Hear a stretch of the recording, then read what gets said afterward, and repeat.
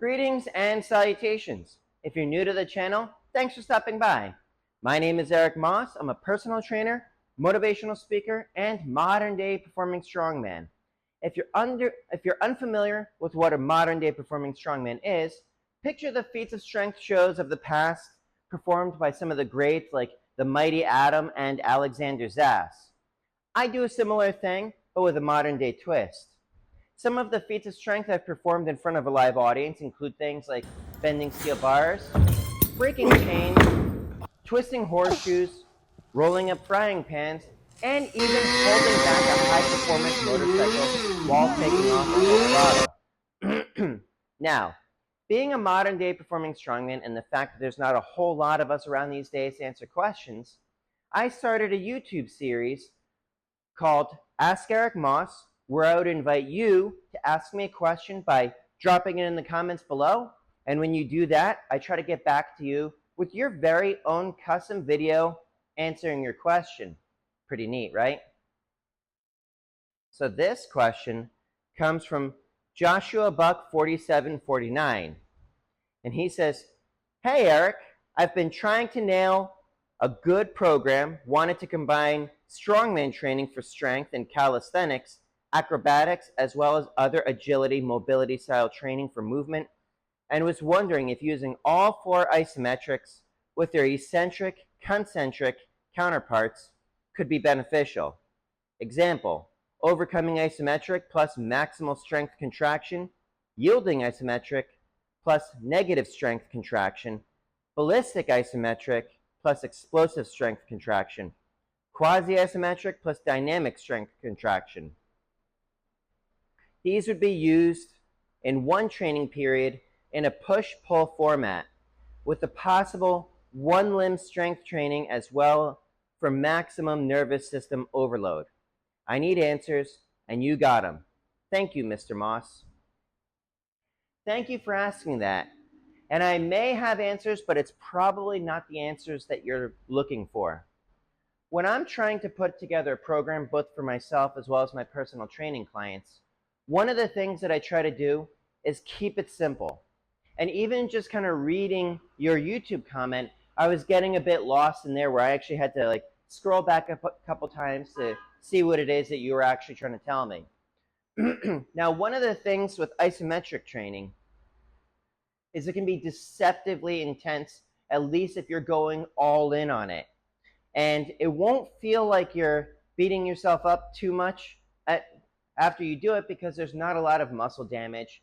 And there's not a lot of metabolic byproducts that are going to be accumulating in your system, even though you are contracting as much of your musculature as you have currently available to you.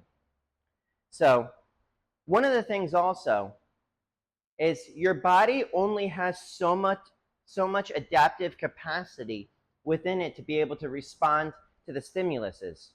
Too many stimulus, and you're not going to get the max benefits from the things that you are trying to do because it's in constant competition with everything else that you're trying to do.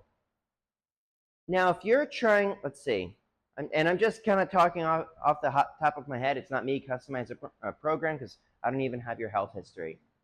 But if I was trying to do all of this, I'm actually going to pick apart this thing to try to answer this specifically as I can. Training for strength and calisthenics / acrobatics. Strongman training for strength. So there's going to be a bit of further clarification on how you define strongman.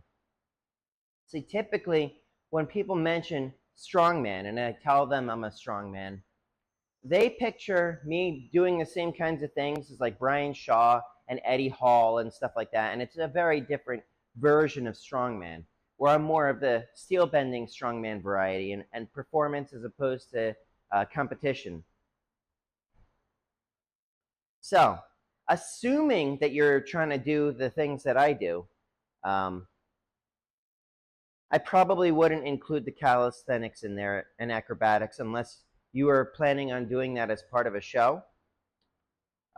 Agility and mobility style training could be fine as long as you don't overdo it.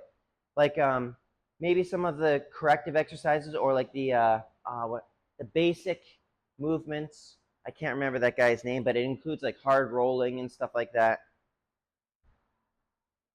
Those should be okay because that's not that taxing on the system. So overcoming isometrics plus maximal strength contraction. I wouldn't do both of them because that's just going to take too much out of you. Yielding isometric plus negative strength contraction. Yielding isometrics can be fine. I'm not a big fan of negative, like eccentric overload, which is what I think you're talking about. Not a big fan of that.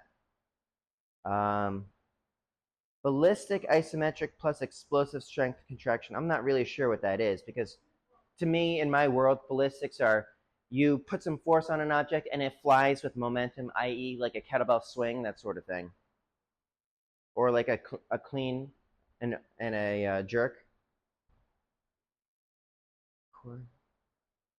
And quasi-isometric plus dynamic strength contraction, there's just too many things that could be to really understand what it is that you're looking for.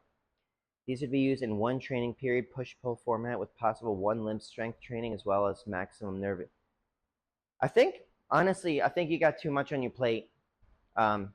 Chase two rabbits, catch neither of them. That's an old proverb. What I would probably do if I were you is I would pick just like maybe cut half of that in half and then run them as individual cycles during different parts of the year. That's if it were me doing that, but you could do the agility, mobility stuff as a warm-up for your more taxing stuff. But Josh Buck, I hope that answers your question. If anybody else has any questions, drop it in the comments below, and I'll try to get back to you with your very own custom video.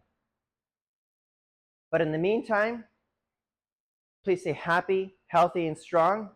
Eric Moss, over and out, and thanks again.